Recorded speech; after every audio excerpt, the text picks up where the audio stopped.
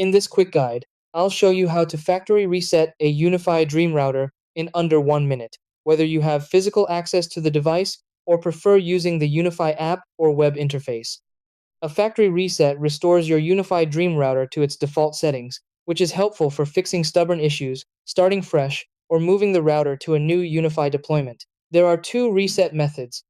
The first is the physical reset button method. Make sure the router is powered on. Locate the small recessed reset button, then press and hold it for about 10 seconds using a paperclip.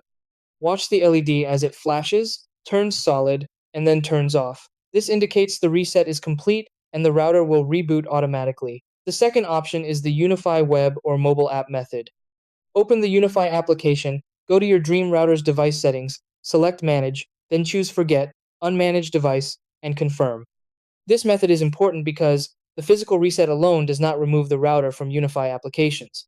After the reset, the router returns to default settings.